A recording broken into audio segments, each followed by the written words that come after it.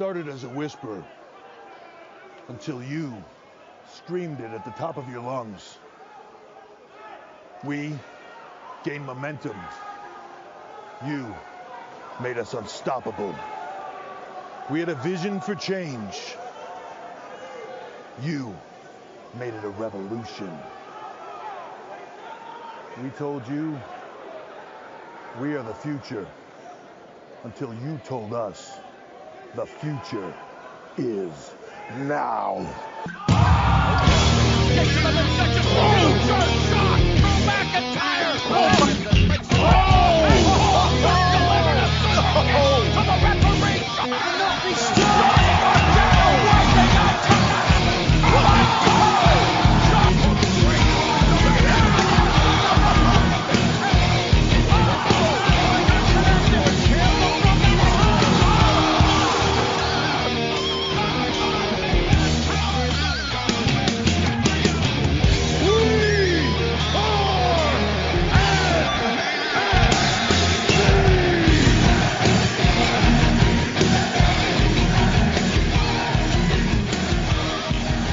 Place to be Nation, welcome to the premiere, the inaugural episode of PTBNXT, a chronological exploration of the Black and Gold brand. There's a new podcast to Place to be Nation. Before I go any further, let me introduce my two cohorts on this journey. The Sonny and Cher of Place to be Nation, Mrs. Jennifer Smith and Mr. Tim Capel. How you doing, guys? I'm good, but who's who though in the Sonny and I was Cher? gonna let y'all pick. We had the same, I couldn't question. decide. Tim's definitely a Cher. What are you talking about? There's no question about it. What am I gonna say? It's kind of what I thought, but I don't want to, assume anything. Oh, we're all to a good start, Jacob. Good. Always. So why don't we explain the concept behind this, since it is new? But basically what we are doing is going through NXT, not quite from the beginning, but probably the beginning as far as anybody wants to get into. So we're basically going to start with the lead up to the first takeover, but we're pretty much just going to go through NXT chronologically in kind of like the PTB style, like many other podcasts have done with other promotions. And so with this episode, we will start with the January 1st, 2014 episode and the following episode, which is January 8th, 2014. Before we get into it, what is you guys like history with NXT? Like, have you guys always watched it? I know kind of everybody watches it now, but like in the past, like when did you guys first become exposed to it? Well, my story is a little bit interesting when it comes to my exposure to NXT initially, because it was at WrestleMania weekend in New Orleans. I had kind of last minute decided to go because I'd only been into wrestling for a little bit, like maybe 6 months. And then I had the opportunity to go to that weekend, and I ended up at TakeOver. And I was sitting with my friend, Nick Duke, and I watched my very first experience with NXT was live. So I just fell in love instantly. I remember loving Ember Moon and Shayna Baszler that night. But it was an amazing show, and it hooked me from then on when I started watching the weekly shows and every other show since then. That's a great place to come in, Jenny, because Right? I can tell you that takeover in New Orleans, its main event was my number 2 greatest WWE match of all time on our recently wrapped GWWE project. The ladder match? And no. The Tommaso Ciampa and Johnny Gargano. Right, yes. Main event. Well, was it the main event there? Of course it was, right?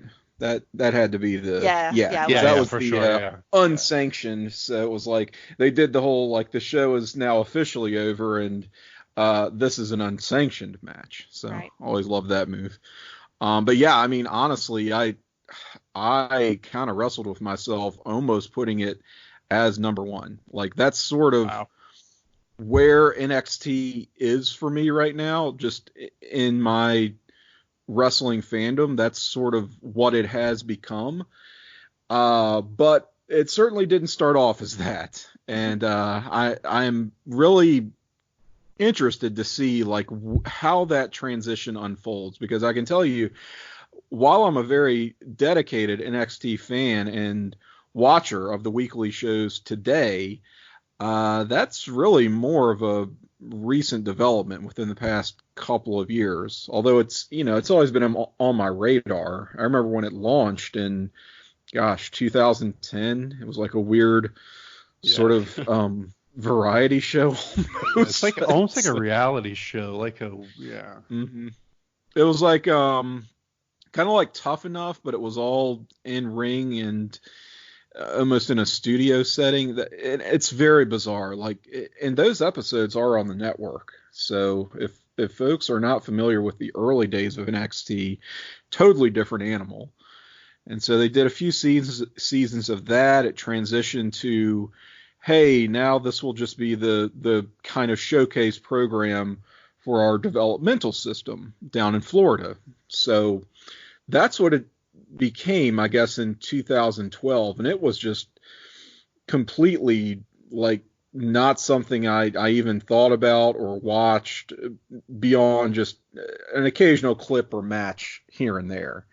And it really was not until that network era in 2014, and when the show came to the network, that I was like, oh, okay, let me check this out. It's much more readily available. It's being promoted, pushed pretty hard. They've really got some good stuff here, and it's changed from really what it started with, and even what it became during that sort of intermediate period between the reality show format and the network version. So yeah, we're starting at 2014, and this is going to be a lot of shows, a lot of characters, a lot of matches that I have never seen. So a lot of this will be new to me, even if later on it's like, oh yeah, that's so and so, and now they're somebody else. Yeah, I think I'm kind of in the same boat as you, Tim. Like, I would say when it started on the network is really when it got onto my radar, but I can't say I was watching it like religiously at that point. I feel like, I don't know if this is the exact moment, but I feel like TakeOver Toronto, like that tag match, is like the match that really made me think like, wow, like NXT is something I need to be watching. But same, like where we're starting here, I cannot say, like, obviously I'm kind of familiar with the characters, but I can't say I remember these episodes of TV or anything.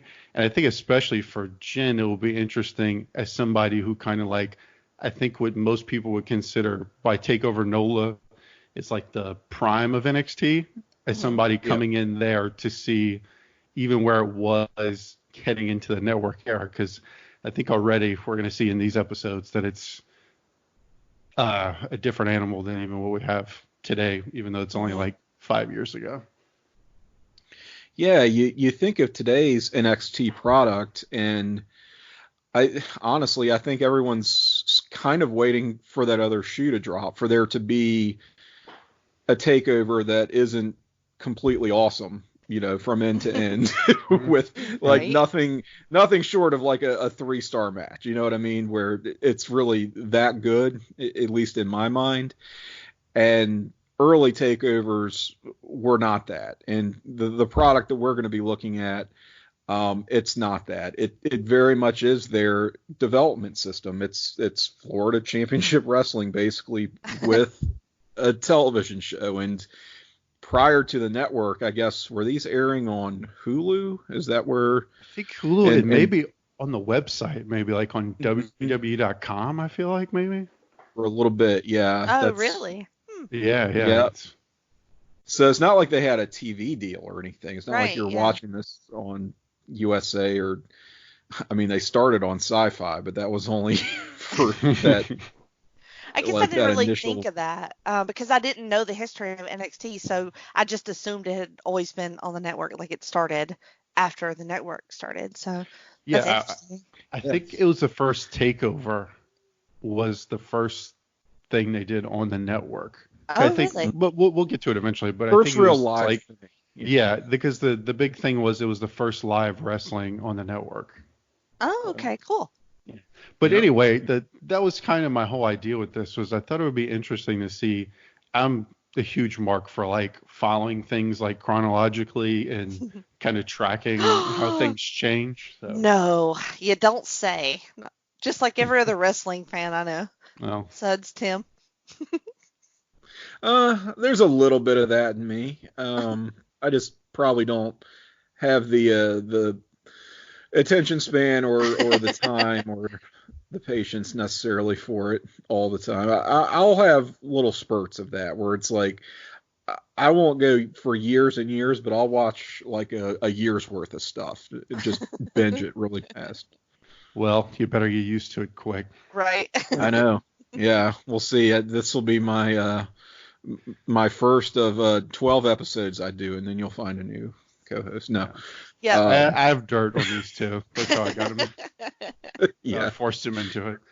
But anyway, what do you say we hop in? All right, let's do it. All right. Okay, so our first episode is the New Year's Day 2014. What a time to be alive. Episode of NXT. Our commentary team is William Regal, who I think needs no introduction. Mr. Tom Phillips, not Todd Phillips, like I originally put in my notes, the director of The Hangover. This is Tom Phillips. This is Tom Phillips, not Todd Phillips. And Alex Riley, who I have a feeling we'll get into later on, or at least I will, for better or for worse. Not a big fan of Mr. Riley so far in this journey. Yeah. Can I go ahead and get us really off track and say that there's an adult performer currently named Alex Riley that I am a rather significantly large fan of, who does not look like this Alex Riley, but this Alex Riley does look like which is not saying much because a lot of wrestlers do. I mean, have that look. But it definitely just hearing and seeing that name again was like, oh, this is causing a lot of complex feelings right now. Well, his real name is actually Kevin Kiley. I did a little research. So Alex Riley's birth name, Kevin Kiley. So I don't know if that's maybe we try to stick with that to avoid any triggering names. His shoot name. But honestly, I'm glad you identified the commentators because it's more than this episode does. And I was sort of struggling. Yeah, aside from Regal, I kind of had to. Aside from Regal, everybody knows William Regal, but I was like, all right, am I listening to? I think it's Tom Phillips. I think it's Byron Saxon. Nope, not Byron Saxon. Oh, well, here's Byron Saxon later in the show. Oh, Alex Riley. That's right. He was a commentator. So I definitely struggled with that. I mean, Riley and Phillips to me pretty much sound totally interchangeable. And Regal was just really carrying this team. I'll go ahead and say it. Even to the point where I couldn't tell if it was two guys or three guys.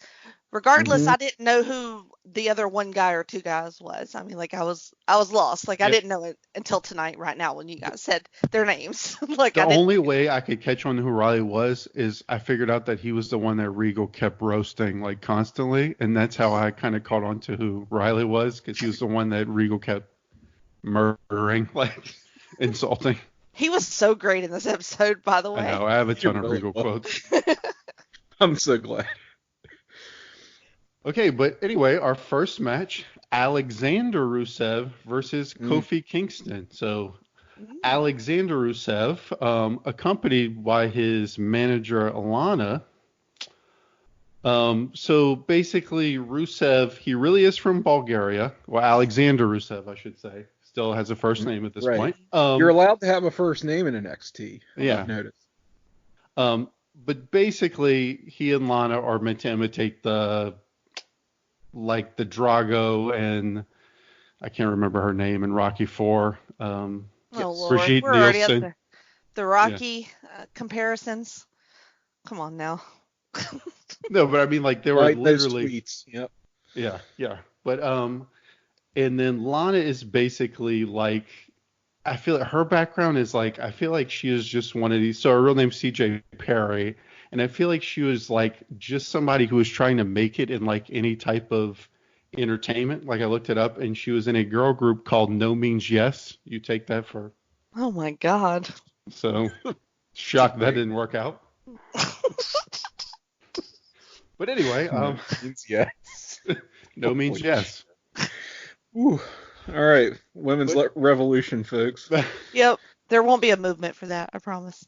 And did you notice when she came out, she started saying some word in Russian like repeatedly? Yeah, it was like crowd's like, what? Mania, like no mania. Did you? Yeah. The what chants were awesome. Yeah. But anyway, so the match, Rusev comes out. He hits a backbreaker. Kofi goes for a comeback. Kofi finally gets going, but he gets distracted by Lana. He falls, and then he gets hooked in the accolade. Very quick match, pretty much a squash. Kofi, at this point, I guess he was kind of like in the main roster, kind of like fog of like 2014 WWE, like just kind of like generally aimless. Which I thought was interesting because he's like a main roster guy, and I noticed that on these shows too, is they were bringing in like main roster guys, which I thought was an interesting thing to do. But pretty much a squash for the most part. I thought Rusev looked great. Besides his attire was very strange. It looked like a brown shower curtain. It was bad. That was real rough. bad. Yep. Some kind of tarp or something. Yeah. Tarp. Yeah. I'm glad we were able to make this observation right out of the gate here, because this is, I mean, something that you do with a developmental system, right? Is you take not only guys that you're essentially training, getting them ready for prime time, but taking some of those stars who, like you said, Jacob, they're kind of in the fog and the doldrums, and moving them down there to, you know, help get these guys a little bit more seasoned, or perhaps they need some more seasoning themselves. Certainly wouldn't be the case with a Kofi Kingston, but it's kind of the, you know, today's equivalent of leaving the territory for a little while at a time when we no longer have territories and have more of a monopolistic system nationally. So, yeah, it seems like that's what they're doing with Kofi here. I'm not exactly sure what he would have been doing on the main roster circa 2013, 2014. We're definitely pre-New Day, but I mean, he's a guy who'd been around since like, 2007 or 8, which that's a long run. I mean, even, you know, getting into 2014, he had a good 7-year stretch there. So might be a nice idea to freshen him up a bit, have him work with some different people, put on some good matches, and in this case, get squashed by an up-and-comer. The match is about what you'd expect. Kofi gets some hope spots in, but it's really the Rusev show. Didn't totally love the finish with the distraction by Lana. I just, like, why are we protecting 2014 Kofi? Just, you know, Rusev matches don't really need that. But, I mean, it's a minor complaint. Yeah, I guess they were just trying to put over Lana, I guess, as being like she has some kind of influence on the match, you know, I guess. Mm-hmm. But I know what you mean. Just let them dominate. Well, or give her something better to do than like barely distract Kofi. Like, she doesn't do anything, but he sells it as she like totally distracted him. But she was just like talking to him. Yeah, she just like basically was like, "Do you have the time?" And then he fell off the top. You know, it was just right. Like, they acted very like weak. Yeah. Yeah, and they're not playing to Lana's strengths at all, either in her blazer and her conservative pumps. So, like, come on. She's gorgeous. You got to sex up this chick a little bit. Yeah. She has a very severe 80s lady look to her. Yes. Which, again, is just going back to the Rocky comparison. Yeah, they're pretty much going like exactly like on the nose Rocky IV, but I really like the accolade. I think it's me too. It looks great. It looks awesome. Yeah, agreed. Does he still do that move? Because I don't know that I've ever seen it before. I don't know if he does. He needs to. If he doesn't, used to be his signature finisher, but finisher. Wow, it's such a good squash finish too. Like to just have some guy and just tap out quick. Yeah, it was pretty sweet. But I went 1.5 on it. What'd you guys? Yep, me too. I went 1 3/4. I was a little bit generous, just maybe because I like Kofi and like this as a debut match. Yeah, for sure. I think we need to mention. So Regal already out of the gate is amazing in this one. Yes. He tells Alex Riley at one point, because Alex Riley is already terrible. Like Lana says something, and he's just like, "No, I can't understand her. Huh? Funny, she's foreign." And it's like, oh god. And Regal asks him, what did his father spend on college?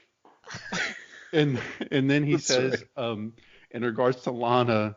Regal says, I wouldn't know. He says something about her being a beautiful woman. He says, I wouldn't know what a beautiful woman can do because I've never had one. Mine looked like an apprentice beekeeper with so many lumps and bumps on her face.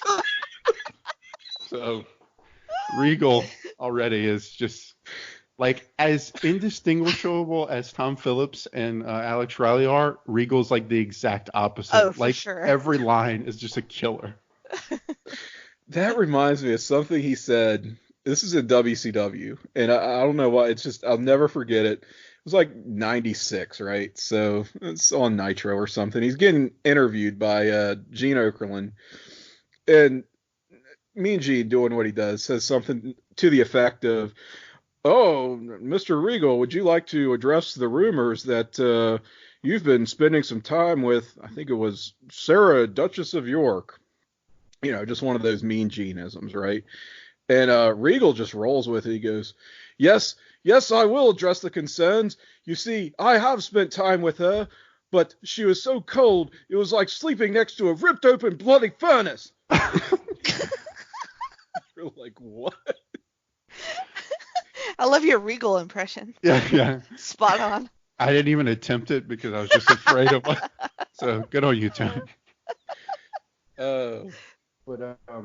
Yeah, but the thing is too, it's like across the pond to really ridicule too. Yeah, great fodder for the special relations guys. But the thing is too is like he's not just saying funny stuff. Like he can do both. Like he kind of can say like the silly funny lines, but at the same time he's like putting over the match. It's like amazing. Mm-hmm. Yeah, it is amazing. Yep. But anyway, yeah, quick. He does a good job of putting over Rusev here and talking about Kofi and his strategy of targeting the midsection. Just he definitely lends some credibility just to this commentary team. It's like, okay, here's someone who really knows what they're talking about, at least within the confines in the context of wrestling. But so makes Alexander Rusev look good. Solid match. I think any win over our main roster guy looks good if you're in NXT at this point. Mm-hmm. But we head backstage for an interview with Sylvester Lefort, who is billed from Nice, France. He's looking for a new client, so I guess he's a manager. He wishes Scott Dawson the best. His first in line is Bull Dempsey. Quickly, what was your guys' first impression of Bull Dempsey when he came on screen for his brief appearance? Sort of Hercules light with his chain and hair. I had seen Bull Dempsey before, though. I am familiar with him, and this was sort of a younger, kind of otterish Bull Dempsey that I was not so used to. Sorry. Otterish. Gotcha. Hot. He had some matches, I think, later on with Baron Corbin, if I'm thinking of the correct Bull Dempsey. But yeah, I have no idea who Sylvester Lefort is. Yeah, me either. Seen this individual. I was lost there for a minute. Same. I was not familiar with Mr. Lefort. he tells Bull Dempsey he is too fat, he is rebuffed by Mason Ryan, who I'm also kind of familiar with. Yeah, I had no clue who that was. He looks good though. He was, wasn't he like in that second group of NXT reality stars, and then he was in like not the Nexus but the Core or whatever. Oh, God, this was like, I think he was from back in that era, basically. So he had a very memorable run, it seems. Clearly. Yes. Thank God. Anyway, he looks like the fun size version of Batista. So poor Bull gets called fat. Mason Ryan comes out, and Sylvester takes out a $1 bill, says he makes a lot of money, and then Mason shoves it into his mouth and replies, "Idiot." And so that was that. So the OCD in me, like the OCD part of me was like, oh my God, that is disgusting. You don't know where that dollar bill has been, and it's in your mouth now. And so I was sort of grossed out by that, if I'm being honest. So I guess we'll see where Mr. LaFour's search goes in his Pepe Le Pew character. One thing I noticed already as we transition out of the interview is that I think if you're used to watching modern NXT, you're used to these like molten crowds, even for like TV at Full Sail, and this crowd is like pretty subdued. I think you have like a little bit of crowd noise, but I think that'll be something interesting to track as we go. It's like the crowd there, because they were pretty subdued, I found so far. Yep. Well, I mean, the content kind of lends that some credibility, I think. Not any 4-star matches on this card. No. So. But spoiler alert. Right. We have our next match. We have a number 1 contenders match for the NXT Women's Championship with Natalya and Emma. Regal says he'll give Natty and Tyson Kidd's marriage 8 months. So yes. Emma's coming out with her, I guess her gimmick is that she dances around Goofy. Any thoughts on Emma's gimmick? What'd you guys think of the dancing thing? Oh my God, it was awful. Yeah, isn't that great? This white girl dancing. Oh my God, it's bad. Yeah, this was like a hey, remember Emma moment for me. Same. Because I do, and it was weird because they're still kind of pushing the divas thing here in 2014, but they're also like on commentary catching themselves a little bit. Because I think they realize in NXT, even in these early goings still, that whole idea and branding really clashes with the way that the NXT women's division is being presented and is going to be presented going forward. And like, you've got Emma, who they really do emphasize her athleticism, like she can go, but she's saddled with this bizarre character, just very awkward. And just between that gimmick and her pretty decent ring work, like, there's nothing about her that's sexualized. And that's just such a contrast from how I think she would have been portrayed, like, around, let's say, the turn of the decade. Like, if she was on the main roster or something, it's like so night and day. Yeah, and she gets that match with Natalya. Again, another main roster, somebody who's been around for a little while. I'm not sure exactly when Natty came in, but she wasn't really making waves, to say the least, and loses here to the Emma Lock, which I think is a pretty cool move. That inverted STF, that's something I've always kind of marked out for, and Emma executes it pretty beautifully here. Yeah, it was pretty great. Cool. She had some cool moves. She did like what was it, like the dilemma, which would kind of look like like Tajiri's like tarantula thing, right? Yeah, it looked awesome. Yeah, she had some pretty cool moves. I did think it was I did feel like there was not much to fill in the gaps in the match. Like between those cool moves, I felt like it was a little janky. Like there wasn't too Yeah. much to kind of like. Great word Like, for Janky's it. a great word. Yeah, like it didn't build any momentum. It was kind of just like fiddle around, and then she would hit a big move, which makes sense, you know. And I think that's something you'll see because it is developmental, you know, because that's what you're trying to figure out. But I thought that kind of brought it down a little bit. But I thought it was still a solid match. I gave it a star and a half. And like Tim said, I like the Emma lock. It was pretty sweet. Yeah. But again, it didn't build much momentum because I felt there weren't any like transitions going on really.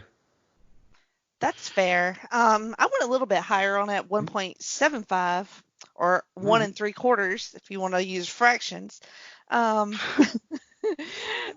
Because the crowd seemed a little bit more into it, and then Natalya looks good, and like she looks really good, and she does a real classy thing at the end. You know, she holds up Emma's hand and, you know, kind of lets her do her bow or whatever. So it was friendly at the end of the match, which I kind of enjoyed.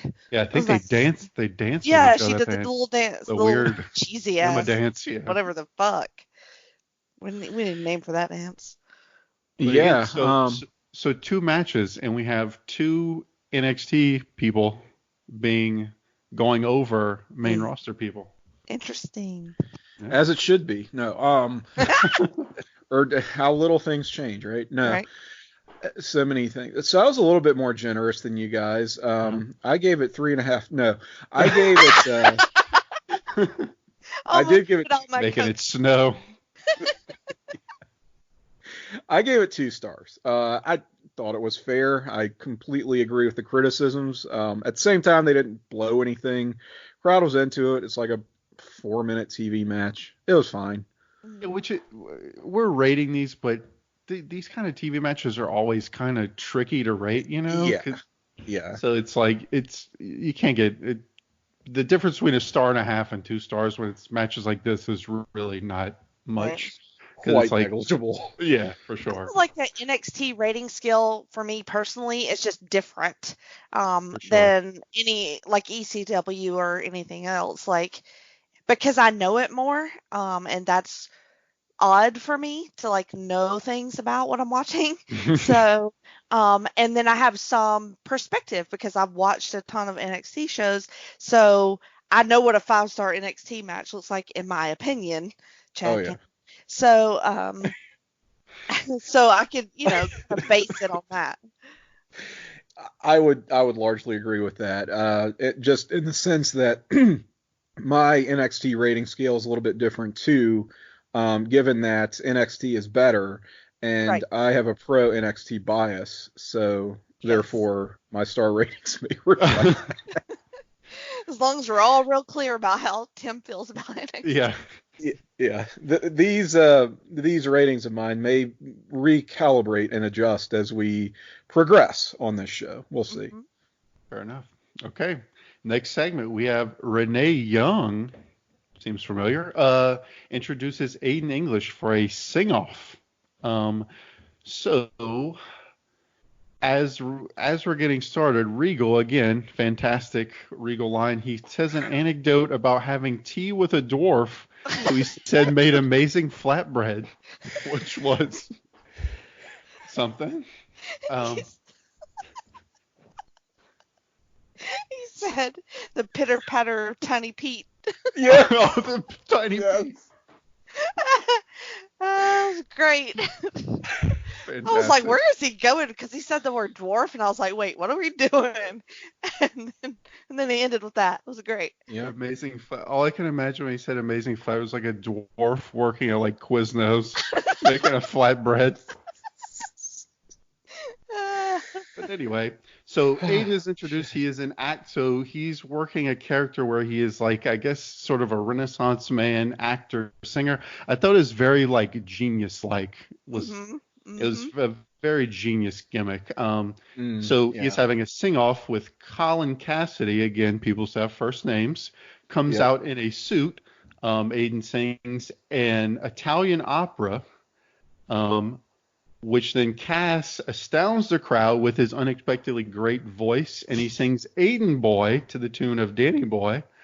He disses Aiden, calling him soft, and that's SAFWT.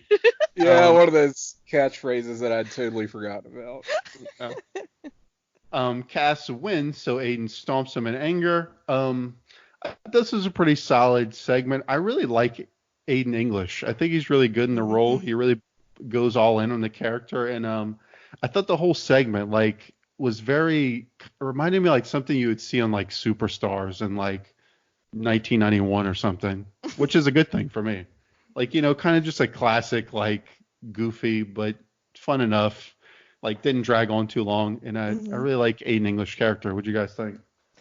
Yeah, I was like, this gimmick needs to come back soon. Like, has there ever been any other sing-offs that you've ever heard of before? I'm sure there have been, but none probably this well executed and delivered. So, what was I saying before about this not being the talent show NXT? It feels like it's a throwback.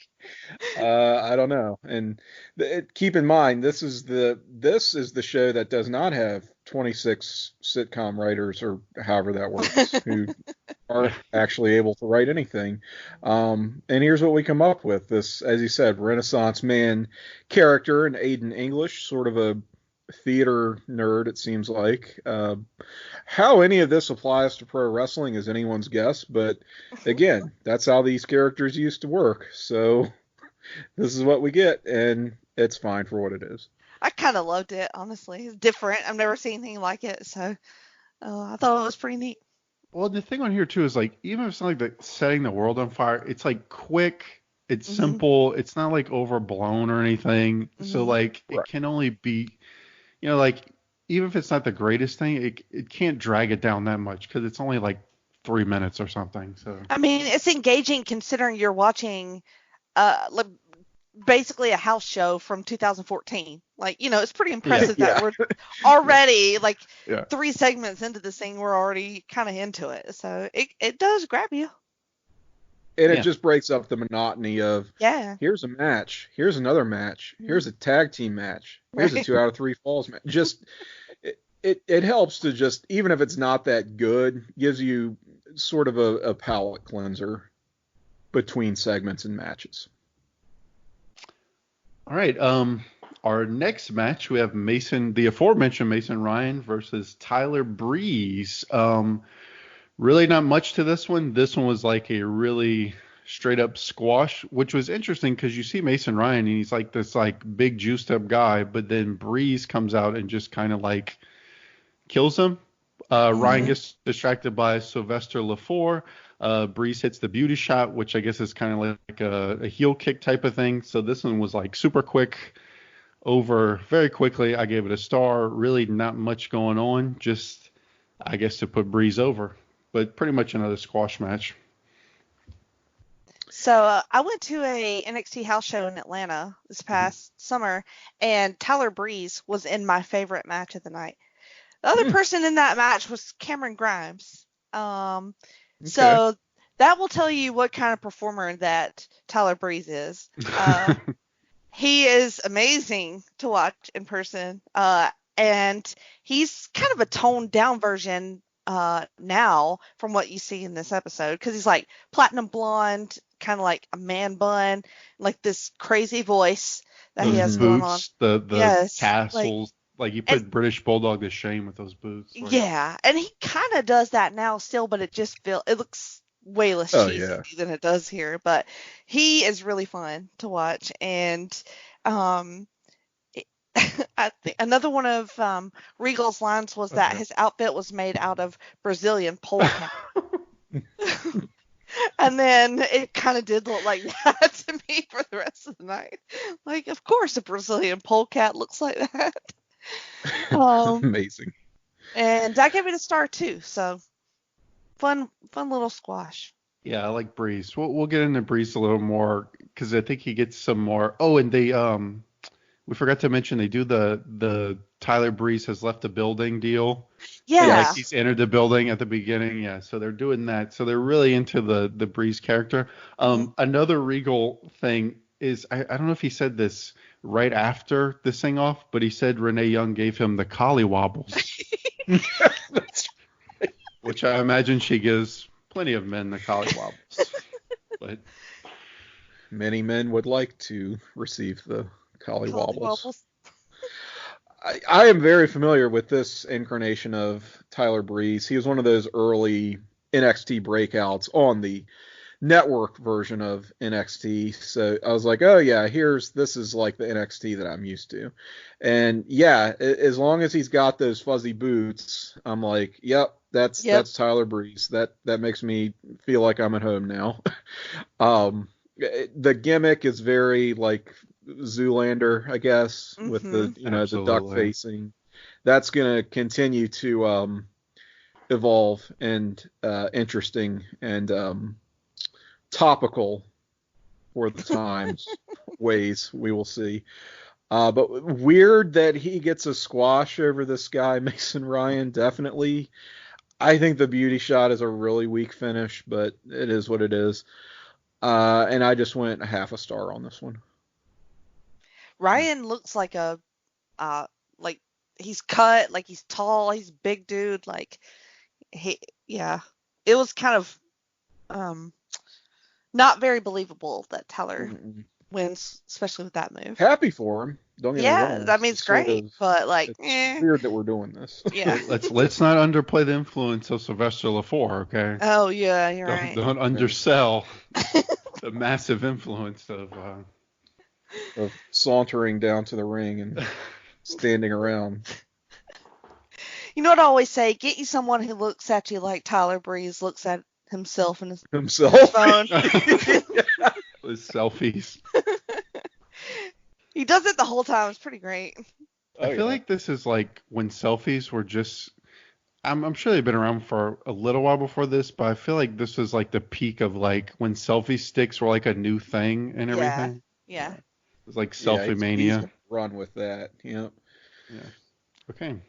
So moving on to our main event, our feature match, we have Sami Zayn versus Leo Kruger. Leo Kruger is in a black tank top and kind of camouflage pants. He looks like a Roman Reigns stunt double. Kind of does. Yes, I wrote down great value Roman Reigns. Absolutely. So I guess he's supposed to be like, because they keep saying he's South African, and like I think at one point they call him the South African. So I guess he's playing almost like a lost member of the Truth Commission, right? Yeah, that's like the Jackal or something. Yeah. Mm-hmm. And so this is a 2 out of 3 falls match, which in NXT we're told is considered like a rite of passage, based on the Sami Zayn Cesaro match that had taken place before, which is considered kind of a classic of early NXT.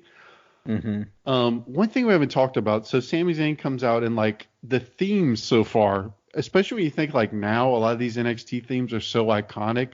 I thought of the songs, like a lot of the themes here were just like so generic and lame. Yeah. But which is true of Sammy, and Tyler Breeze didn't even have his somewhat recognizable theme. Yeah, like everybody's theme just seemed like generic, like crap.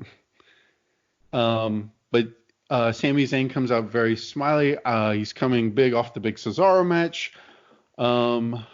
Kruger, I guess there's some kind of conflict going on between these two. Did you guys pick anything up as to what was the feeding? A little bit. Yeah, it seemed like they were just sort of going back and forth, trying to win the number one contendership. And Leo Kruger, by the way, early Adam Rose. I know that much. So we'll just get that out of the way, I guess. And I have never seen the Leo Kruger version of Adam Rose here, so this is sort of a first for me. Didn't know what to expect from him, but from what I gather, he and Sammy had been in sort of a mini feud, and Sammy had been around since like May of 2013 in NXT. So not even a full year for him yet under this banner. And he had that great 2 out of 3 falls match with Cesaro. If anyone hasn't seen that, I watched that as part of the WWE project. And while that match of theirs did not make my list, another one did. Get to that. But the 2 out of 3 falls from August 21st of 2013, excellent, which you can watch on the network, and I would highly recommend everyone go out and do, since we will not be covering it on our timeline. But yeah, I'm like, am I gonna? I figure this Leo Kruger character can't stick around much longer, since, again, I never saw him. I only know him as Adam Rose, and we're coming up on where I did really start following NXT. So he's got to be in the dying days here. Yeah, I had no knowledge of Leo Kruger. This was completely new to me. I had never known that he had played a South African militant character. Is Adam Rose a main roster character? I mean, like, where does he go from here to be Adam Rose? Adam Rose starts in NXT. Yeah. Does move to the main roster, and you're not going to believe it. Didn't go anywhere. Oh, shocking. Wasn't utilized well. I know, it's unheard of. Mm-hmm. It's almost like if you go up, you're really going down. Mm-hmm. Mm-hmm. Be interesting to track as we go forward how these men and ladies fare as they are called up. But I thought this was a pretty good match. Sami obviously carried it throughout. He had a lot of cool moves. I noticed he did a lot of his kind of signature moves, but they didn't call them what they would be known as. Like, he hits a blue thunder bomb, but they don't call it anything. Yep. He hit, let's see, what else? I think he hit something else. He wins the first fall with his haluva kick. Yes, the haluva kick, which they don't call it that. No. But I thought it was a pretty solid match because of Sami selling. Kruger, I thought, looked pretty weak in this, like, because a lot of it, Sami selling, but it's a lot of Kruger offense, and his offense was less than great. Yep. Yeah. It was like a lot of really slow punching and kicking. Like, he looked like he didn't really know what to do between. Like, he looked like he needs some work. But Sami was really good, and he kind of carried the match, and he kind of sweeps it. Sami wins both falls and takes him out. I went 2.5, mainly because of Sami's selling and his offense, but it was kind of brought down by, like I found Kruger, it's like when he went to do something, it's like I could almost feel like he was like having to think about what he was going to do. Like, everything was kind of like he was hesitating.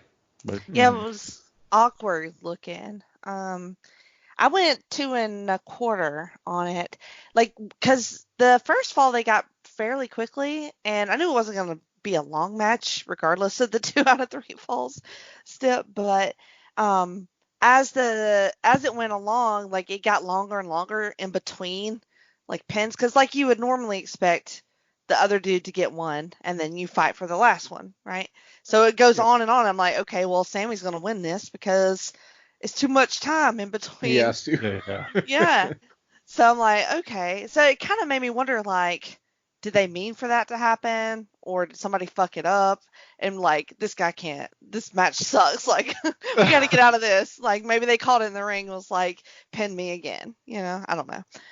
That's kind of the feeling I got from it. They didn't have any chemistry at all, although Sami is good. I actually gave this one 3, and I'll tell you why. I think it was just a really tremendous carry job by Sami Zayn. He was, I mean, just his selling was so on point, even though it perhaps wasn't totally deserved for the opponent that he was facing. But still, at the same time, I like that he went two falls straight. You know, it's different. There was that stretch in the middle where he is in sell mode, and I'm like, okay, this is where Kruger's going to pick up a fall. But I thought it was good psychology that he didn't just lose a fall to like a basic transition move for the sake of evening it up, because that's such a thing that you do in these types of matches. And they didn't do that. They had this pretty, hard fought match, but Sami gets the decisive and pretty convincing win here.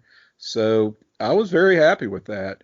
And, part of this is, I'll go ahead and say it. I think that NXT from like 2013 through, I don't know, about 2015 is kind of the Sami Zayn story, in the sense that while it is an ensemble cast of characters, he is, to me, just the protagonist of this brand, just in the sense of he's this great babyface character who is able to connect with the audience because he is such an underdog, and that really plays to his strengths, but they don't treat him like a fucking loser. Underdog does not mean you literally lose every single match, other than like you get a little bit of hope here and there. Like, he gets some wins. It's just they're very hard fought, and he kind of eats shit along the way. So I like that he's just this really fighting character, and he's such a strong underdog face that just immediately seemed to take with people. And the promotion just seems to be about like building him up, and that he's going to go places. Yeah, like even in this match, he comes off as an underdog, but in the end, he still sweeps it. He still wins two straight. So they kind of can play it both ways. And kind of as we're wrapping up this first episode, it's kind of like, I know a lot of the matches so far, not really, we topped out at maybe 3 stars, but like it's refreshing. Which was very generous. Oh my God. Yeah. But it's refreshing in modern-ish, this is still modern wrestling, to have a show where every match is pretty definitive. Somebody's winning, and you feel like somebody is being built up, and it's like to see people go over definitively is kind of refreshing. Yeah. Mm-hmm. And there's a sense of direction that helps a lot. Characters are a little bit hit and miss, but that's what you expect for this sort of thing. For sure. But I kind of thought this first episode, I kind of was down the middle on it. To me, it was solid. It's just kind of classic 1 hour wrestling formula, but it's kind of a satisfying formula. You have kind of a lot of squash matches, and then kind of one feature match that's a little bit, gets a little more time and is a little bit better. So it wasn't anything fantastic, but I thought it kind of accomplished what it's looking to accomplish. It's building up the guys you want to build up: Rusev, Breeze, Zayn. So I thought it was solid enough for this first episode. I would agree. Maybe just a tick below, maybe like a 4.5. Just a little bit less than pretty good. A little bit less than pretty good. Yeah. Yeah, it would probably exceeded my expectations going in by just a skosh. You figure it's like a 45-minute show. It's very lean, so even if something like really sucks, it's not going to be in front of you for long enough to really be that much of a drag on the product. They'll move on to something else and hopefully recapture your interest if they're starting to lose you. And that's just sort of the understanding going in. These are guys who are learning, not just learning how to work, but how to work TV matches, learning camera angles and what camera to look at, all that stuff. So if they fuck up, which they're going to fuck up sometimes, at least it's on this program and not Monday Night Raw or SmackDown or national television. Yeah. And that's sort of refreshing. It's cool to see, like, we can still experience that, but sort of to Jenny's point, it is a little bit of a glorified house show. It's not really set up to be criticized in a serious way. Right. It's kind of not really a TV show. You know what I mean? Mm-hmm. Yeah, it's more structured like a classic sort of wrestling TV show, like an 80s wrestling show, not studio even. Yeah, exactly. Yeah. Like not what we're kind of come to expect from like a modern Raw or SmackDown or something like that. But it's kind of like almost like a sum is greater than its parts type of thing in a way. Mm-hmm. Right, yeah. Because it works together, like it makes it more intimate. Like it's smaller, but it's more intimate in that way, and I think that we'll get a sense of that growth as we go along. Awesome. It's a nice little package. Mm-hmm. Mm-hmm. I like nice packages. Don't we all? Okay, so speaking of nice packages, other things that we have a nice package of content. PTBNXT.com. That was a tremendous transition, Jacob. I applaud you for that. Like that setup. So I wanted to tell you guys real quick about this feed, the PlayStation Nation Wrestling feed. We have a bunch of great stuff on there right now, like episode number 540 of the Place to Be podcast. JT and Scott were joined by John D'Amato to reminisce about WrestleMania 6. Do you guys have any WrestleMania 6 memories? Other than to say I think it's kind of overrated. Really? Yeah. 7 over 6 any day of the week for me. But a lot of that is, I hate the Ultimate Warrior. Fuck him. On a new, do you have any thoughts about WrestleMania 6? Well, not live because I was still in the womb at this point. Right, exactly. So, yes. Yeah, nothing. All right. On a new Wrestling Warzone, JT and Chad dive into WCW Monday Nitro from 2/5/96. Special Relations boys are back to discuss their GWW Top 100 list in episode number 3. Also, we call that Accent Pod. How are you enjoying Accent Pod, Tim? Oh, I'm greatly enjoying it. These are not short episodes, by the way, and I'm glad that they're not. I support long podcasts, and they're recording the submetric system, I think. They're recording in the metric system. In the metric system. I love it, and I enjoy accents as well. So we get quite a lot of that, and the unveiling of these lists. While I was chastising certain members of the panel for their anti-NXT bias, others I was applauding. So I like the unveiling. I like that we've got a lot of folks that are unveiling their lists. You can't go wrong with a good unveiling. Or unwrapping while we're talking packages. Do you find it difficult to tell the difference between Ben and Rory? No. Callum's pretty distinct, but Callum is very distinct, but I don't have that problem because I'm trying to get you to say Rory again. I don't think Rory. He sounds like another podcaster a comics podcaster that I listen to. So, and I've heard him on the Wrestling 20 Years Ago podcast as well. So, I'm kind of more used to him. Ben Callum I'd never heard, but Callum's very distinctive. So, yeah, I don't have a problem there. I find that I have to set my playback to like half. like otherwise I'm missing everything that they're saying. Right. Which I'm sure can be said about some of the shit that I've hosted before. Well, they probably listen to ours on double speed because probably so. I'm so very slow. Right, we throw in so many guttural stops and it's just hard to understand anyway. Southerners, we take our time in a sentence. So, yeah. All right. Speaking of taking our time, on the new Row 1 Seat 1, Ben like a talking WCW. Right, it is. Welcomes Matt Sills to discuss his career.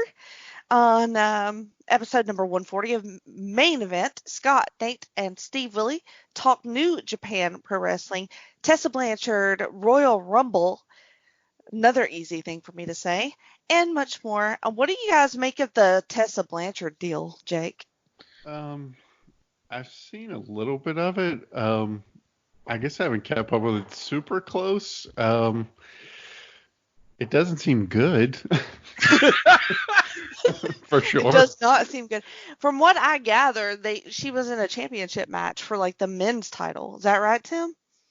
That is my understanding as well. But she lost, I do believe. Spoiler alert.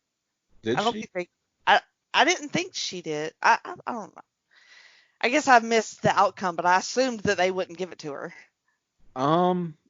Yeah, I don't know. I'm not gonna. You know what? Let's just avoid spoilers. And say sure, yeah, probably not good. She sounds like a bit of an asshole. But we'll give her an opportunity to learn and grow. How about that? All right. She's young. Yeah. Speaking of youngsters, on the news Talking WCW, me, you, and Greg Phillips break down 3 matches. Youngster? Greg is obviously the youngster in that scenario. Kevin Sullivan? Yeah, that's what I was thinking. It's Kevin Sullivan. Kevin Sullivan, because he looks the exact same, like every match that I watched of his. But that is a really tremendous episode. Is Kevin Sullivan the dwarf that was making the flatbread? That was Tiny Pete. Baby Pete? What the pitter patter. Yeah. Pitter patter. Little feet, tiny feet. Okay.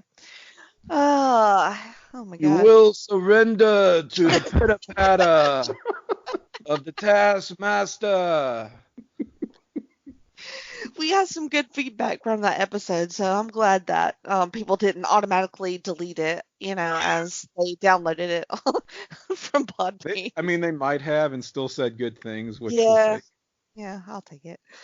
I don't have a segue. In a PTBN special, Scott Criscuolo reveals the first half of his GWWE pay-per-view and TV match ever list. I think he does 100 through 51 or some odd number there. With his ring number 4, joins Ryan and Cindy continuing their look at WrestleMania rematches. Also, you can check out the Pop feed. You can check out great shows like Hard Traveling Fanboys, Glenn Butler Podcast Hour Spectacular, The Year in Pop, Laugh-In Theater, DC For You, Marvel Age, which you are a part of, Tim, the Brother Sister Rewatch Podcast, and a lot more special content there. And if you need more things to listen to, you can check out me. I have my own feed. It's called The Jenny Position. You can find it on Spotify, Podbean, all your catcher apps, and you can hear me on Geek and Sassy, Talking Pop with Tim, Freak Out Drive-In, Telling Stories, Journey Through Infinity with you, Tim, and whatever Justin and Scott. And Justin and Scott. So, subscribe. I appreciate that if you do. On the social media, you can find the greatest sitcom of all time tournament going on right now. We are in round 2. You can like our Facebook page and see the polls every day for matchups. You can also go to place number 2B Nation on Twitter, and you can get those polls every day as well. Do you guys want to vote on today's polls? Wow. Yeah, sure. Let's do it. Pull those up. Let's continue the disrobing, unveiling. Yes. Of the I like disrobing a lot. So we're in round 2 of the Central Perk region. You have number 39, Undeclared, versus number 7, That 70s Show. Pretty easy, That 70s Show vote. Yeah, Undeclared, that was one of those kind of one season wonders, right? Yeah. I think it was okay, but no, you can't really compare to That 70s Show. Yeah, I'd go That 70s Show. I've heard Undeclared's good, but I never really watched it. We have number 10, Boy Meets World, versus number 23, Keenan and Kel. That's interesting because you get the same sort of age range on those. Good matchup. Yeah, it's a good matchup. I had to go Boy Meets World just because I've seen more of it. I do think that Keenan is hilarious, so that was kind of hard. But I just, in the end, seen more Boy Meets World. I laugh because Boy Meets World was the source of tremendous controversy in the sitcom tournament on the old blog that I was a part of. So because of that, I cannot in good conscience ever vote for it. And that means Keenan and Kel gets the nod, which is actually, I mean, I have seen every episode of that show, I'm sure, about 5 times without remembering a single thing about any of them, except that Kel loves orange soda. Orange soda. Yeah, I'm going hard for Keenan and Kel here. It hit me like at the exact right age of like, and I think it's actually pretty good for what it is, for being like a Nickelodeon sitcom. It's pretty. I think it holds up pretty well. I'm Keenan and Kel all the way. All right. Next up, number 18, Third Rock from the Sun versus number 15, Malcolm in the Middle. Another pretty good matchup. I never did. I know Malcolm in the Middle was like really popular. It went forever. And I don't know. I always thought Third Rock was always just kind of more quirky and kind of more my style, and it had Joseph Gordon-Levitt in it, who was dreamy. So that's why I voted for it. Yeah. 2 long-running but now kind of forgotten shows. It is an interesting matchup. Although Malcolm in the Middle is getting a little bit meme boosted in today's culture, a little bit, it seems. I guess I'll go Malcolm in the Middle. I just kind of think it was the better show, but I definitely remember liking Third Rock quite a lot. So that's a tough one for me. Yeah, I think I go Malcolm in the Middle just because I've seen it more. Like, I definitely remember catching it a lot because it would play in like a block back when I was younger and I was still like watching The Simpsons when it played like live. It was kind of in a block with The Simpsons and King of the Hill, which I was pretty locked in for all those shows at the time. So I think I'm going Malcolm in the Middle. All right. I got outvoted again. All right. Okay. I remember Lois's mother on Malcolm in the Middle was played by Clitoris Leachman. And she was a total psychopath, her character on that show. Speaking of psychopaths, okay. Number 2, Frasier versus number 31, Becker. Pretty easy Frasier vote there. Yeah, Frasier. Yeah. All right. Frasier. At least we Becker, not a bad show, but Frasier was better. You know. All right. So we also kicked off the 2020 Stretch Project, which will probably have a ballot with the King of the Road match as number 1 by one of the players in this, because we're determining the greatest WCW match ever. I already know what it is, so it's not a lot of debate. Easy for you, yeah. Easy for me. I just have to debate the next, 90-ish slots because 95 2 shows takes up, most of the top 10. So you can find I'm sure you've since added the Doomsday Cage match. Oh yes, of course I have. Number 11. The Alliance to End Hulkamania, which is the not Mega Powers, but Mega whatever. The Mega Powers. Yeah. So you can go to the Facebook page, which is GWCW matches, or you can look at the Pro Wrestling Only message board, so you can see all the nominated matches and check those links out, and check out PlaceBNation.com each and every day.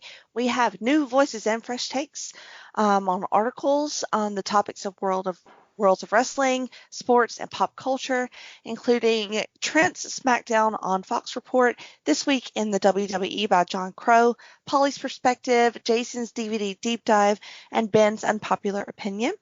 And you can't forget about weekly veteran columns like Glenn Butler's weekly walk around the web. If you're online shopping at Amazon.com, be sure to click on the Amazon banner on the right-hand side of the PlayStation Nation homepage, and it takes you right to Amazon and helps out PTBN with no cost to you. So, that'll do it for the live. Great. Nice package. Thank you. All right. Same to you, Jim. So we will hop into the January 8th, 2014 episode of NXT. And sadly, our man Williams Regal has been replaced on commentary by Byron Saxton. So now basically all of the commentators are interchangeable and indistinguishable, including Todd Phillips, director of Joker. But anyway, our first match, Summer Rae with Sasha Banks versus Bayley with Natalya. Before we get into the match, and this is a running thing through this entire episode, what in the hell is going on with the ring announcing here? I don't know did y'all notice this? That there was like this woman, and the way she would announce it was like so robotic. Am I the only one who noticed this?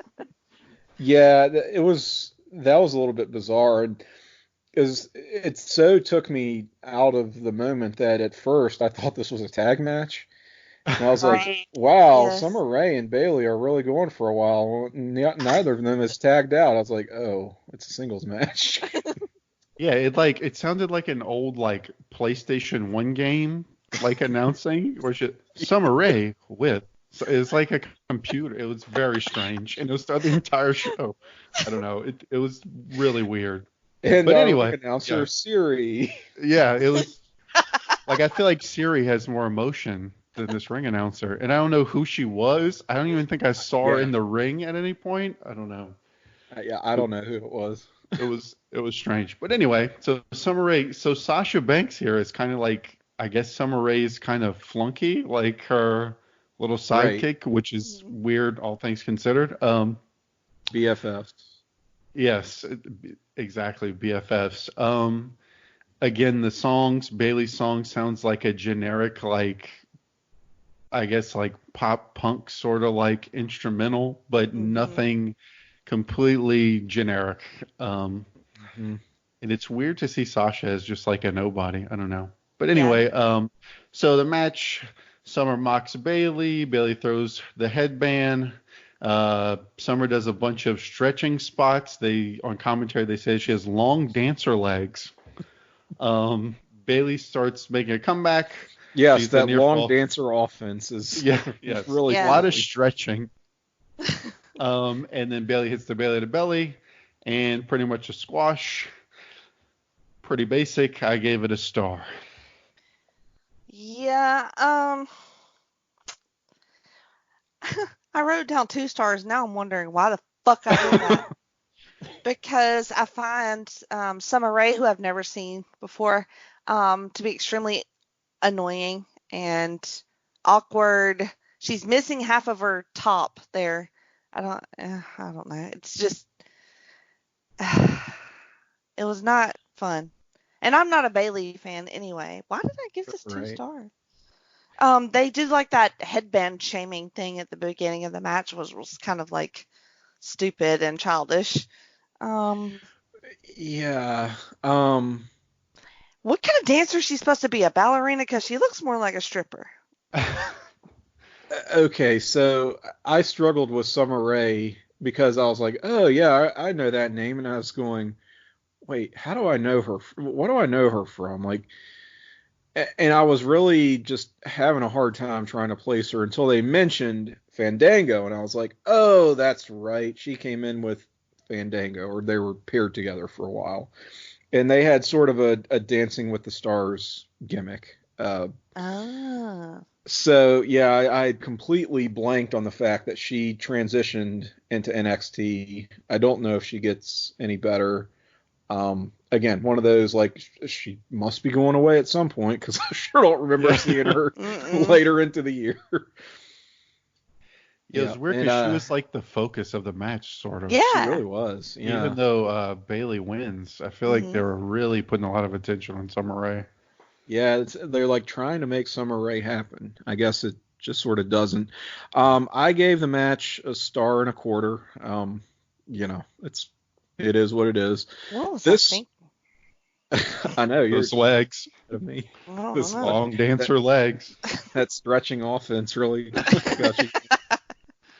Bailey's side ponytail really does it for me.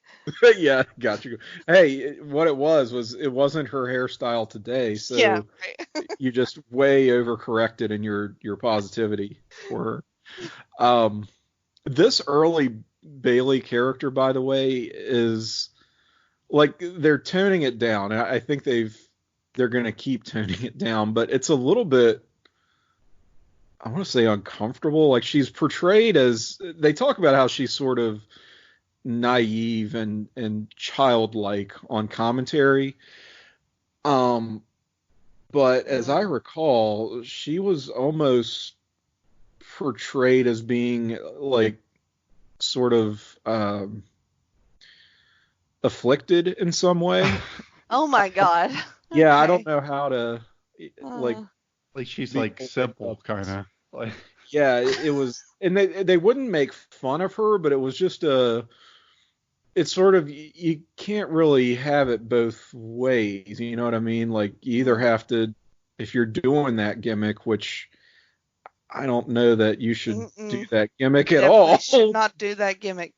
But if you're doing it and it's supposed to be a feel good thing, then do it.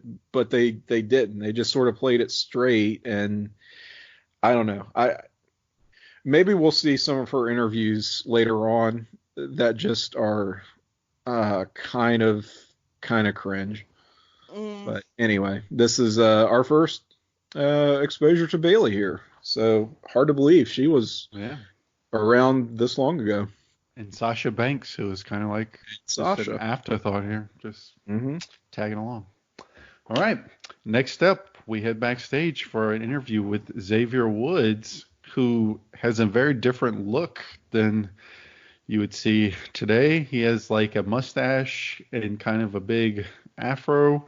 He's very frenetic, has a lot of energy. He seems to be trying to get over this over 9,000 thing, which I actually know the reference. Guys, what is it?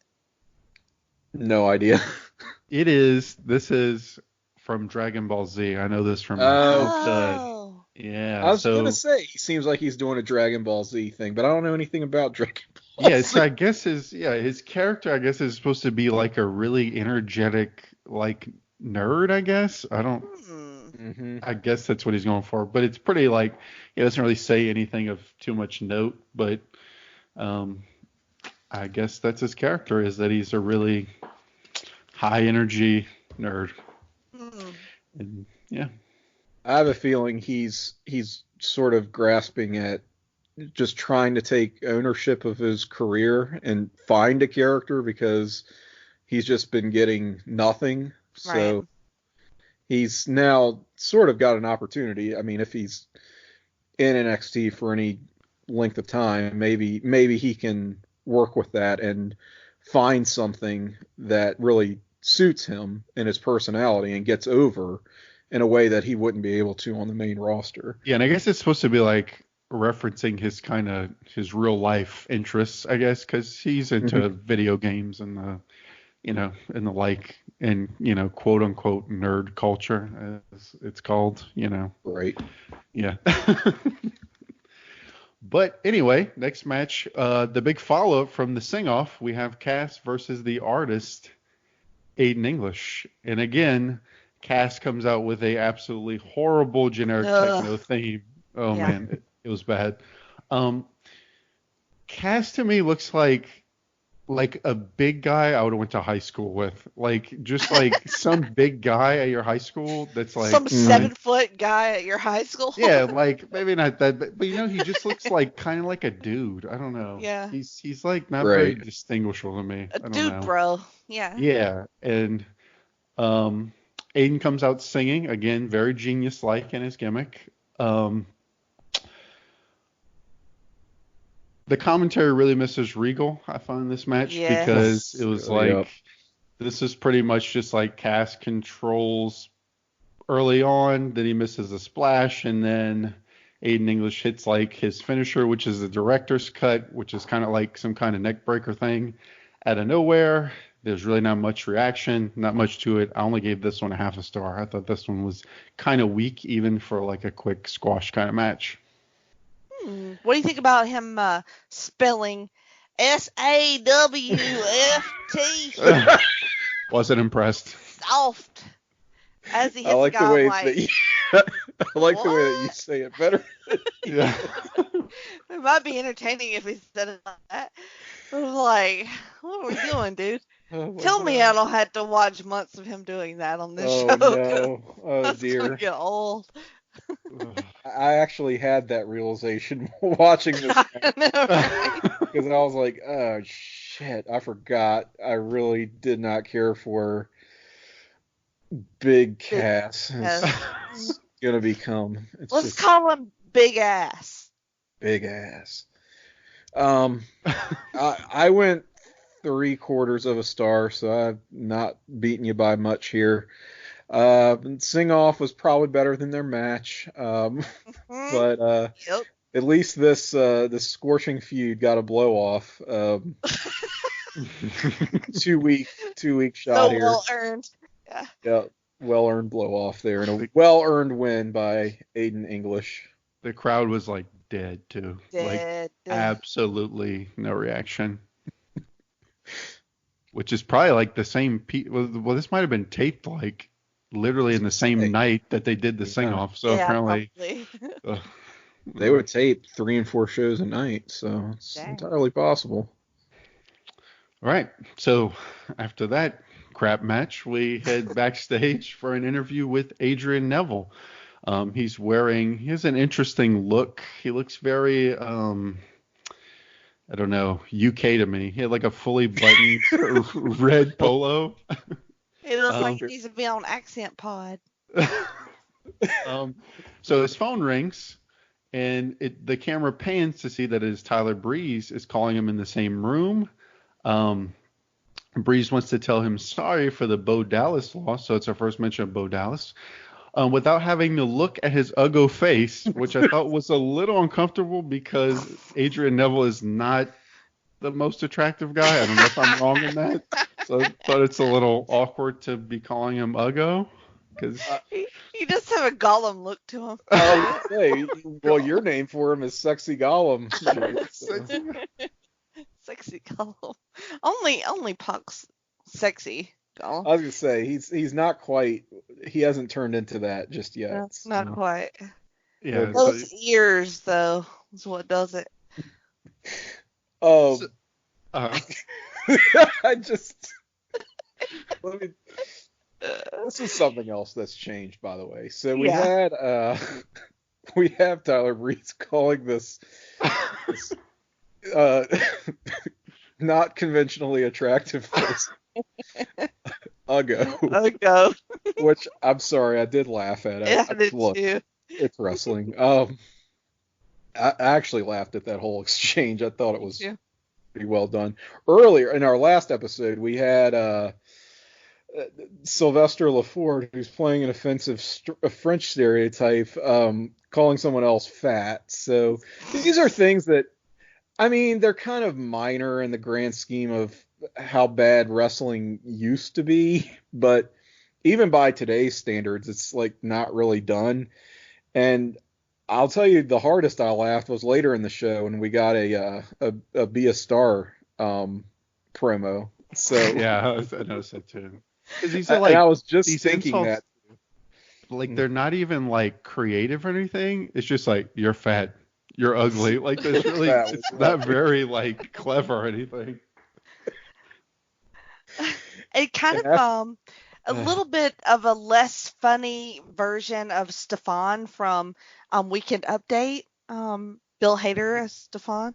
Oh yeah, that's good. Kind of a little bit of that yeah. feel. Tyler, yeah. His voice is just I can tell. I can tell that's what he's going for, and it's not totally landing, but it's still cracking me up. So I don't know.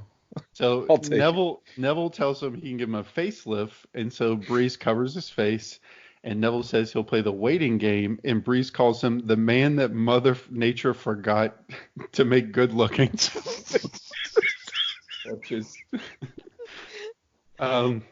But it's like a Austin Powers heel comment, you know, like sounds like something Dr. Evil would say. But maybe that's the attitude. Like, if our insults are just so bad that you just laugh at how bad they are, then sort of takes the sting out of it. Yeah, I guess he's supposed to be kind of like Zoolander, so he's not supposed to be like the smartest guy if he's doing the Zoolander thing.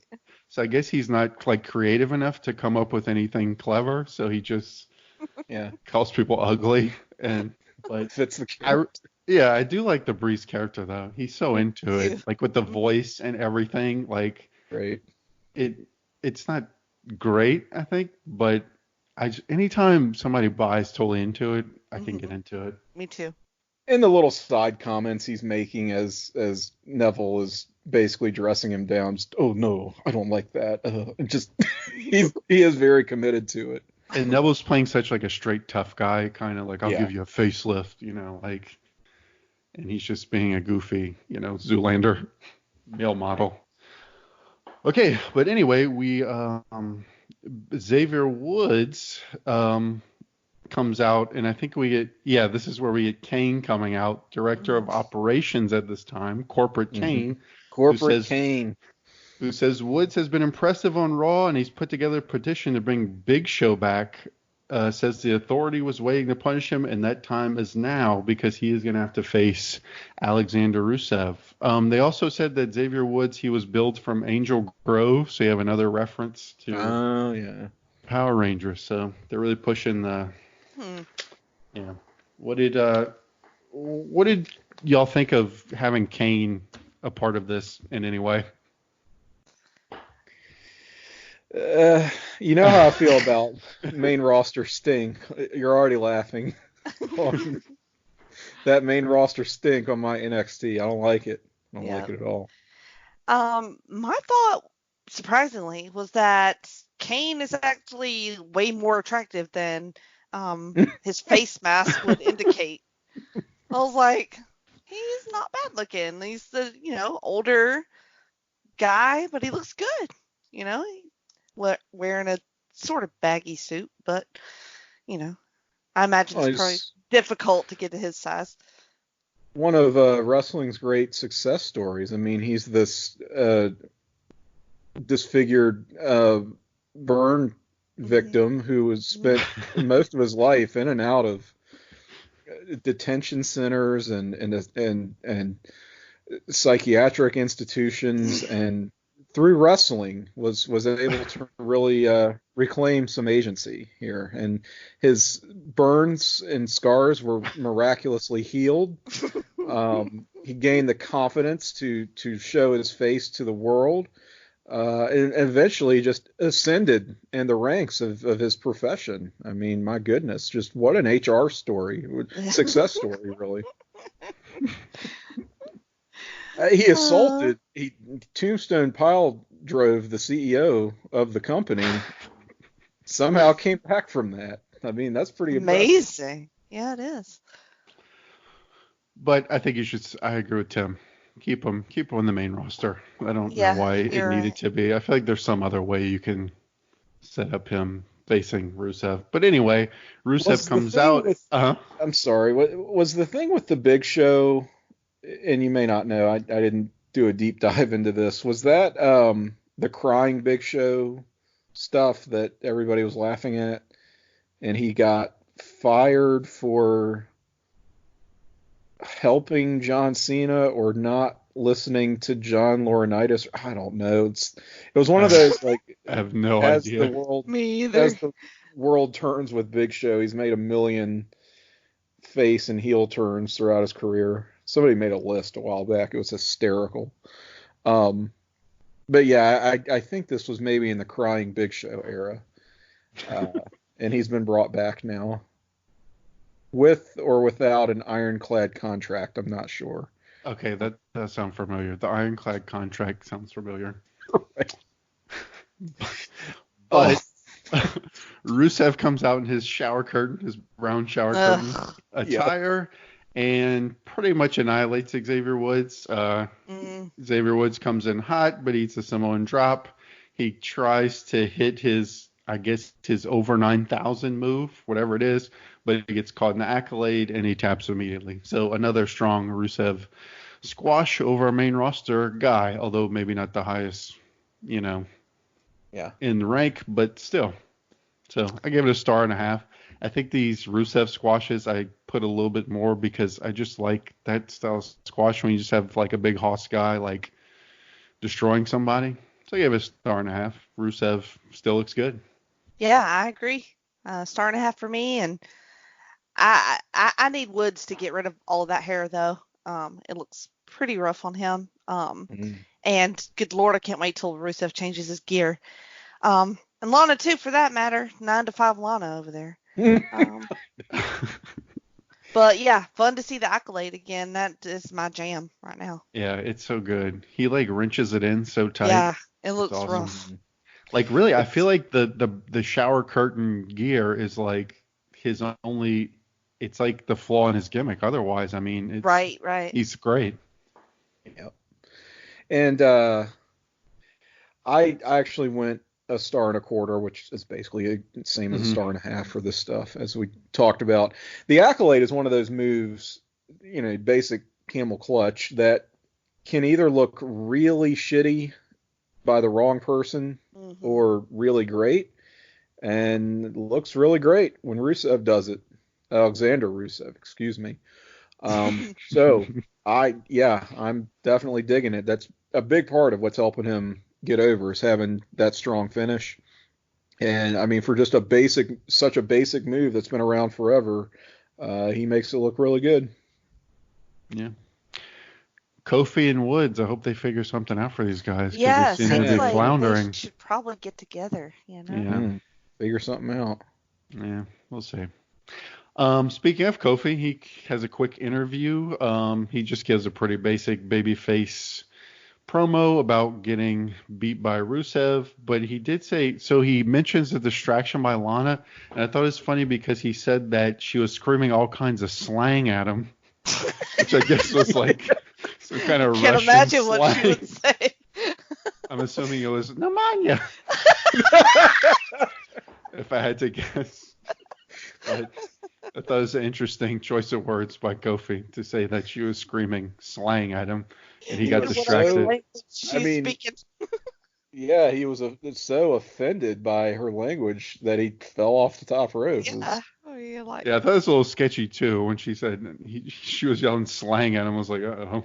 It was a little. But, okay, next match. We've moved at a pretty quick pace. We have Tyson Kidd versus Baron Corbin, who does not even get an entrance here, which is interesting if we think with hindsight where we are now, that he just is kind of already in the ring. Exit. Again, we get generic and sucky intro music. I don't know when CFOs came, because those are like the guys who kind of came up with all these new themes, but they need to get them ASAP because these themes are trash. Corbin, weird, doesn't have his like long hair at this point. He has this kind of like medium shaggy do going on. So Corbin controls early. There's a lot of basic power offense. They tie up. Kidd gets the advantage. Kidd works some kicks. I thought he had some pretty good looking offense, and then he hits a top rope net breaker and puts Corbin away. I gave this a star. Again, pretty much a squash. Even though Baron Corbin did get a little bit of shine, this was pretty much to put over Tyson Kidd. So 1 star for me. Yeah, it's funny because commentary, it seemed like they were trying to get Corbin over as opposed to Kidd. So I was like a little bit confused by that. I mean, they had lots of really nice things to say about Corbin. So I'm like, y'all forgot who's supposed to run this. It was not Corbin. Yeah, they said he got into fights, and he used to be an NFL player, and he would get into fights at practice. So they're kind of making him out to be like a tough guy or something. Yeah. I guess. Yeah. Yeah. Okay. I do like his short hair.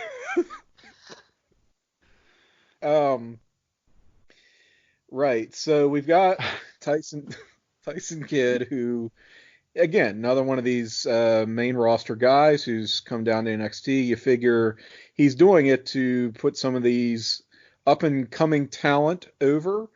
But as we will find out, Tyson Kidd will have somewhat of a different trajectory. That's an easy word for me to say. Having said that, this is sort of battle of the creator wrestlers, it felt like, circa 2005. Just both of them looking fairly indistinctive. God. And here's the thing of it is, I hate Baron Corbin so much today. 2020 Baron Corbin is such hot garbage that it just sort of residually bleeds into everything he's ever done. Right. I just hate him. I hate his shitty tattoos. I hate his rapidly deteriorating hair. I hate his navel that looks like the opening to a fleshlight. It's just everything. It's just worthless, and I can't stand it. And I like Tyson. I mean, I do, and I'm glad he won. He wins with a blockbuster, and they act like that's a move that no one's ever seen. It's just, I gave this a quarter of a star. Wow. The Corbin. The Corbin. You know what? He's just going to be an automatic drag on my star rate. Yeah. So. See, I've seen some good Corbin matches in NXT later on, so he's one of the ones that I'm sort of mentally flagging to watch and see where he goes wrong. Why has he always sucked, or when did he start sucking? Mm-hmm. Yeah. Alex Riley compares Tyson Kidd to Eddie, which I thought was high praise. Mm. That is high praise. A little distaste. All right, so we head to our main event, which is a tornado tag between, Nunzio and Camacho versus the Ascension, who are the NXT champs. Not Nunzio, Hunico. Sorry. I was like, did I get that wrong? Not Nunzio, Hunico. Sorry. Wow, this League of Nations here with the FBI and. They come out on bikes. The Ascension have a decently cool entrance. So Hunico and Camacho fight in street clothes. What do y'all think about people who fight in non-wrestling gear? This is usually a very polarizing thing. Only if you're Ric Flair, is that allowable? Or Steve Austin in his blue jeans. Well, other than that, I'm not street clothes for Ric Flair are like khakis and loafers. So. Exactly. That's what I mean. Yeah. I do like their bikes, but I don't like their gear. Well, considering I don't believe I've ever seen this team of Hunico and Camacho, I don't know that it registered that it wasn't what they usually wore when they wrestled. I think it was. I think this is their normal gear. Very good. Well, then I'm sure it's fine. I like if somebody makes a change to again, just blue jeans, if it's branded as street fight. It's at some point there was a rule, an unwritten rule in wrestling created that if your match is called a street fight, you have to wear jeans. You just have to, otherwise you forfeit. So that's not exactly what this is. This is a tornado tag match. And I've never been that high on the Ascension. And I don't know. It's a little bit of that. You almost feel like the crowd is going to start chanting, Which one's Connor? Which one's Victor? I certainly have that problem with them, but I think that's going to work itself out as I see more of their work doing this. Yeah, probably. Yeah, I'm not super familiar with them. I feel like they were kind of on the outs as I got more into NXT. But I thought this was I think it hurt them that it was a tornado tag rather than a regular tag, because the whole first part was just so, they just kind of went off into the corners and just did strikes for what seemed like 10 minutes with nothing changing. And it wasn't really to the end that they really started to try and do anything with any kind of psychology, because then they started isolating guys and stuff and getting put out. Yeah. They started, I forget who it was, somebody hit a sucky moonsault, but Connor eventually got isolated. But it's and I don't know. It's by the end they kind of started getting it together a little bit, but the first part just seemed like such a drag because it seemed like they weren't doing anything. I went 1.5 stars. The Ascension hit the Fall of Man, which kind of to me looks sort of like Total Elimination from ECW, which was a pretty cool move. But yeah, I don't think Camacho and Hunico were gonna be the ones to come in here and put on a great match with the Ascension. No, I feel like if you're in a tornado match, there needs to be a lot more shit happening than off in your separate corners, chopping each other. Sorry, it's too organized. It needs to be more brawly. You know what I mean? Yeah, I feel like they were trying to get across that it was chaotic, but it didn't at all. It felt super slow. Yeah. Right, and it just. Yeah, to your point, Jenny, it needed more plunder, as they say. Yeah. And this was a very controlled chaos in this sort of sterile environment. So, I don't know. I know that the Ascension has a sort of strong year in terms of how they're utilized, and I'm going to try to keep an open mind towards them as opposed to a Baron Corbin. Who I just don't think I'm going to bother with. Good. Next. It did pick up. Yeah, it did pick up towards the end a little. I like the double power bomb spot. Me too. The moonsault, albeit shitty, at least was a move that was sort of exciting. So I went 2 stars. Yeah, mine too. I like the double cover too. I'm kind of a sucker for the double moves and then the double cover because I don't see them do that much. So pretty cool. I like a double submission is what I like. Ooh, that's hot. That's sexy. Always. But yeah, so that was our lackluster main event, and that wraps up this. I almost feel like they've been better off, because I guess Hunico and Camacho are main roster guys, but I mean, they've got to be pretty low, I think, and I feel like they would have been better off maybe facing some kind of other NXT team, but I guess it is what it is. But I definitely thought this episode was a step down from the first one, from the January 1st one. I think just because you didn't have, you have no Zayn. You don't really have as many of your big players on it. So I thought it was kind of a step down. I went 4 out of 10 on this one. Yeah, me too. Yeah, that sounds right. Yeah, and no Regal on commentary. Which was plus Baron Corbin. So. But kind of like what Tim was saying, you kind of get the vibe, especially this episode, it kind of feels like you're watching OVW just with really good production value or better production value. OVW looks like with production value. Yeah, exactly.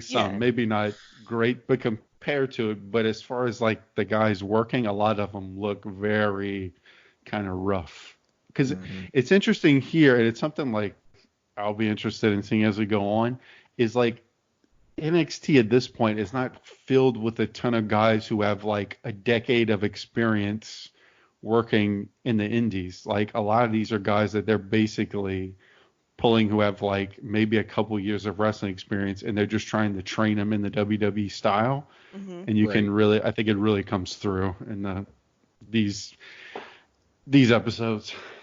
And it's going to be interesting to see is if this is a pattern, and I kind of have a hunch that it will be, because as we said, they're taping so many shows in one shot. Like, clearly this episode had to be either the start of a news cycle, so you're sort of kind of getting the crowd warmed up, or sort of the middle stretch of a taping where, people are going to be losing interest a little bit and going to the bathroom or whatever. And, you're going to pop them again with something hot and send them home happy. Yeah. I have a feeling that's going to come across in the individual episodes where they will ebb and flow like this. So we'll have to keep an eye on how that. Yeah, and like a silver lining of not having, like how Zayn wasn't on the second episode, is it gives you a chance to kind of miss him a little bit, which is a nice feeling when you get used to modern wrestling. In modern wrestling, it's like guys are so overexposed, so at least gives you a chance where you're like, oh, I didn't see Sami Zayn. Like, I hope he's on the next episode, which I guess is a good thing. Yeah. All right. You guys ready for some awards? Yes. All right. So, MVP. What do we have for MVP? I have Sami Zayn, because to me he looked the most, even though he was only on the one episode. To me, he was in the best match and completely carried it, and he also, to me, looked like the biggest star of anybody on either episode. I would agree. Sami Zayn. Yeah, easily. He's there already. All right. Someone who needs to go back to the Performance Center for some more work, so basically our LVP, least value player, I have Leo Kruger, which maybe not I don't know. I feel like he got a good spot and did not utilize it. He got a lot of time. He got to be in there with somebody who is an awesome worker, and to me, he didn't really, that was his spot, and he didn't really do anything with it. For me, I gave this one to Summer Rae, because I hated everything that she did. It was really gross. I am going to give this to Baron Corbin. I knew you would. Get him the hell out of here. He is, when you talk least valuable, I mean, this might have to be the Baron Corbin Award. Yeah, I was thinking that too. Yeah. The Corbin Award. We're already stealing gimmicks over here. Oh, man. Okay. Stock rising. So I have Breeze, I thought looked good, Zayn, and Rusev, because he went over strong in the 2 squash matches. Yep. Completely agree. Yeah, that sounds right. Yeah, we'll go with all of them. Maybe Bayley at the same time. All right. The stock falling, people who did not look good. I have Leo Kruger, who was also my LVP, because I thought he didn't make anything of the big spot, and also have Alex Riley on commentary, because I thought he was awful. Add Mason Ryan to that list. Ooh, he's good pick there. I probably just forgot about him. Kruger for sure for stock falling. You get the sense that he's a guy who's been around for a little bit as a character, having some measure of success, but it just feels like he's hitting the skids here. All right. Best match, I got Zayn Kruger. Yep. Yeah, easily. Good. Worst match, I have Tornado Tag, which wasn't my lowest star rating, but I kind of thought of it as, like, for the amount of time it got, it was maybe the most disappointing. I went with Corbin versus Kid. Yep, worst easily. Match. It's good. Best gimmick, I have Rusev, because I thought he had the best character so far. Tyler for me. Yeah, I'm gonna go Tyler also. Yeah, I was kind of split. Right. God, Rusev's a good pick. It's just here's my challenge. I don't think of Rusev as an NXT guy, even though he totally is at this point, and should probably win this, but I don't know.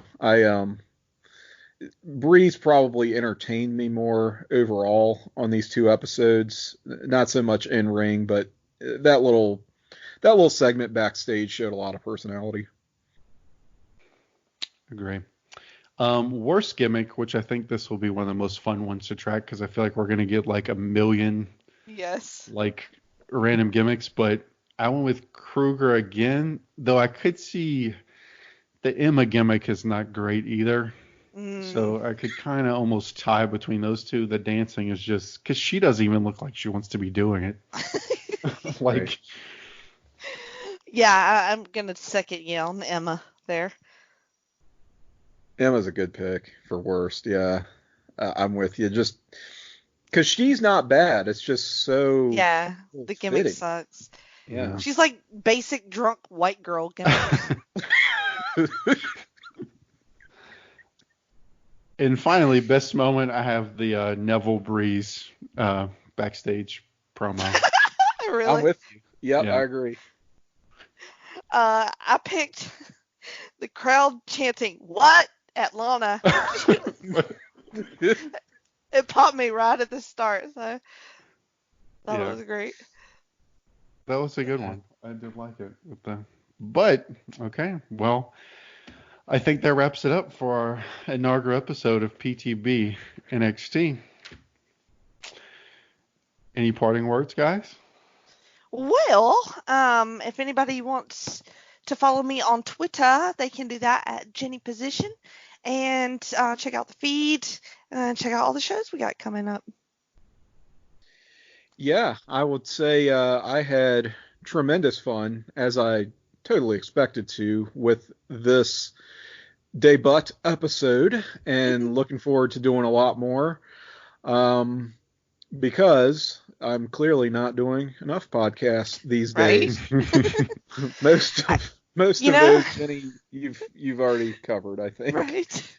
It's so funny because like when you asked me to do the show, it's like I can't resist it. I can't. I love NXT so much that I'm just like, I have so many podcasts, and then there's just no way I wasn't gonna do it. Like I was just trapped. You trapped me, Jake. Good. Well, I'm glad you guys signed on to do it because this was kind of my brainchild. So hopefully I think it'll get better as we go, especially as we move towards the first takeover. I think, but I do think it's interesting. Even I think the bad gimmicks are entertaining in a way too, just to see how that goes. But we'll see how it goes. But thank you guys for hopping on, despite your busy podcast schedules. But anyway, that has been the first episode. So that's it. Maybe we should leave you with a pneumonia.